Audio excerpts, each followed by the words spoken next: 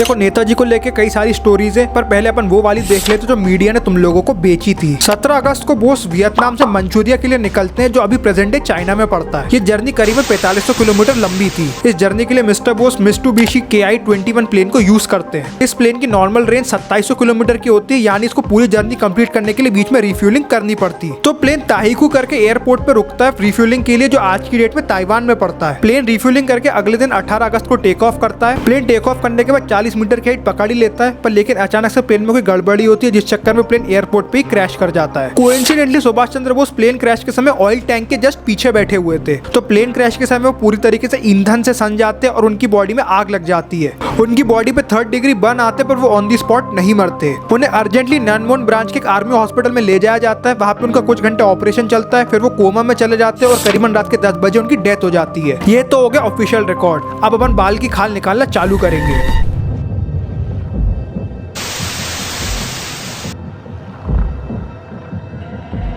अस्पताल से कोइंसिडेंटली नेताजी की मेडिकल रिपोर्ट गायब हो चुकी है। जिन डॉक्टर ने उस दिन हॉस्पिटल में नेताजी का इलाज किया था, उनका आज तक कहीं पता नहीं चला है। नेताजी जैसे प्रोमिनेंट लीडर का एक्सीडेंट हो गया और किसी भी मीडिया हाउस ने हॉस्पिटल में जाके कवरेज तक नहीं की। दूसरी तरफ जब प्लेन क्रैश हुआ तो एक्सीडेंट के आसपास कोई भी मीडिया वाला फोटोग्राफ लेने नहीं आया, ना तो किसी को प्लेन के मलबे तक की फोटो मिली। और बेसिक प्रोटोकॉल ये कहता है कि जब भी कोई प्लेन क्रैश वगैरह हो तो साइड की फोटो ले ली जाए। और नेताजी अपने साथ उस फ्लाइट में करीबन 110 किलो सोना और ज्वेलरी ले जा रहे थे, पर जब मलबा थतोला गया तो सब नेताजी की 10 किलो ज्वेलरी वापस भारत सरकार को लौटाई गई। अब देखो जापान के लॉ के हिसाब से कोई भी आदमी जब मर जाए तो उसके मरने के 24 घंटे बाद ही उसका क्रिमेशन हो सकता है। नेताजी मरे 18 तारीख को, उनका क्रिमेशन हुआ 20 तारीख को और एक खबर मार्केट में आई 23 तारीख को, यानी नेताजी को मरे हुए 5 दिन हो गए और किसी को कोई खबर तक नहीं दी गई। देखो अस्पताल डेथ सर्टिफिकेट इशू करते हैं, लेकिन नेताजी के क्रिमेशन होने के बावजूद उनका कोई डेथ सर्टिफिकेट आज तक नहीं मिला है। नेताजी का क्रियाक्रम आनंद फानन में करवा दिया गया। किस क्रिमेशन ग्राउंड पर नेताजी का अंतिम संस्कार हुआ इसकी कोई रिकॉर्ड नहीं है। नेताजी की मौत की खबर उनकी फैमिली को उनके अंतिम संस्कार के बाद दी गई। और बड़ी बात तो ये कि नेताजी की अस्थियां उनके परिवार वालों को तक नहीं दी गई। नेताजी की बेटी मांगते मांगते थक गई, लेकिन आज भी नेताजी की अस्थियां रेंकोजी म्यूजियम में रखी गई हैं। नेताजी का डेथ सर्टिफिकेट ना होना, कोई एक्सीडेंट की फोटोग्राफ ना होना, उनकी अस्थियों को वापस ना लौटाया जाना, इनसे अपन क्या समझ सकते हैं? पक्का कोई ना कोई घपला है।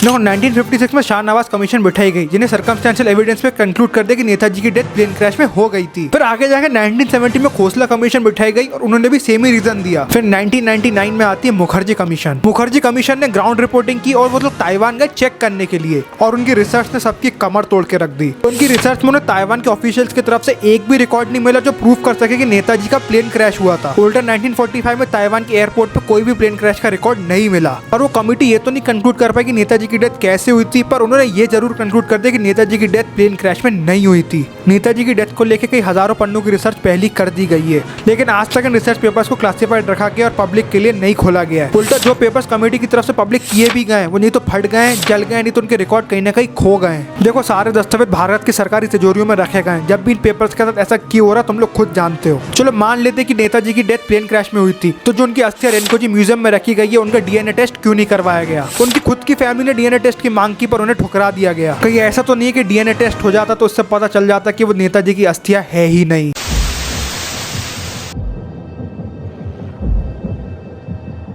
अपन सबसे पहले सबसे सटीक थ्योरी को एड्रेस करते हैं, गुमनामी बाबा। माना जाता है कि बोस प्लेन क्रैश में नहीं मरे थे, वो उल्टा बच गए थे और भेष बदल के वापस इंडिया आ गए थे। बोस बाबा का भेष बदल के अयोध्या में घूमने लगे। देखो उस टाइम के आसपास कोई फोटोशॉप था नहीं और ये फोटो उसी टाइम से ली गई है। तुम लोग खुद इस फोटो में सिमिलैरिटी देख सकते हो। जब बाबा की डेथ हुई और उनकी तलाश की गई तो उनके संदूक से कुछ चीजें निकली। एक बाइनोकुलर्स निकले जो जर्मन नाजी आर्मी यूज किया करती थी, बोस जी के नाम के स्टैम्प्स और उनकी कुछ फोटोग्राफ्स निकली, और एक टेलीग्राम निकला जो पवित्र मोहन रॉय ने बोस जी को लिखा था। मिस्टर रॉय आजाद हिंद फौज के सीनियर ऑफिशियल्स में से एक थे, और कुछ उनके हाथ के रिटर्न लेटर्स निकले। अगर सरकार चाहती तो उनके रिटर्न लेटर्स को सुभाष चंद्र बोस जी के लेटर्स के साथ मैच करने की कोशिश की जाती और सारी बात वहीं खत्म हो जाती। लेकिन पता नहीं क्यों बाकी कागजों की तरह कोइंसिडेंटली ये सारे कागज भी गायब हो गए। और इस आर्गुमेंट को सपोर्ट करने के लिए एक मैटर ये भी उठाया जाता है कि सुभाष चंद्र बोस जी की डेथ के बाद CBI ने उनके घर पे 20 साल तक निगरानी रखी थी। यहाँ कुछ तो गड़बड़ है, जरूर कोई ना कोई गड़बड़। एक थ्योरी ये कि बोस रशिया से ताइवान पहुंच गए, उन्हें वहाँ पे बहुत टॉर्चर किया गया और सैडली नेहरू जी के कहने पर उन्हें वहाँ मरवा दिया गया। और ये थ्योरी कुछ GD बख्शी साहब ने रखी है। इसके लिए अपन को एक किताब पढ़नी पड़ेगी, मित्रोकिन आर्काइव्स। ये किताब एक ex-KGB के ऑफिशियल ने लिखी है और उसने उस किताब में मेंशन किया है कि स्पाइस के लिए भारत एक डिज्नीलैंड था और पूरा भारत सेल पे था। पर एलिडेटली नेहरू जी की बेटी इंदिरा गांधी को वो लोग एजेंट वानो बोलते थे।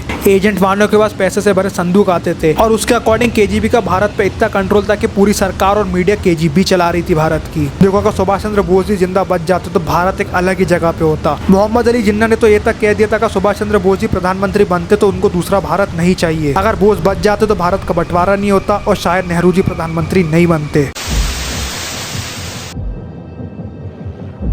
अपन अगर शास्त्री जी और बोस जी की डेथ को पकड़े तो उन दोनों में भी काफी सिमिलैरिटीज दिखाई जाती है। पहली सिमिलैरिटी दोनों की डेथ मिस्ट्री में केजीबी का नाम उछला है। दूसरा कोइंसिडेंटली दोनों फॉरेन सॉइल पे ही मारे गए हैं। तीसरा जैसे सुभाष चंद्र बोस जी की फाइलें गायब कर दी गई थी उसी तरीके से लाल बहादुर शास्त्री जी की भी कई फाइलें मार्केट से गायब कर दी गई और दोनों की डेथ से एक पार्टी को बहुत फायदा होता। बोस एक बहुत विजनरी लीडर थे। उन्होंने भारत की आजादी के कई साल आगे पहले ही सोच लिया था कौन सी पॉलिसीज बनेगी, कौन सी इंडस्ट्रीज को आगे बढ़ाया जाएगा, कैसे हर सेक्टर को ग्रो किया जाएगा। इसलिए भारत के दुश्मनों के लिए ऐसे विजनरी लीडर को मानना जरूरी हो गया था।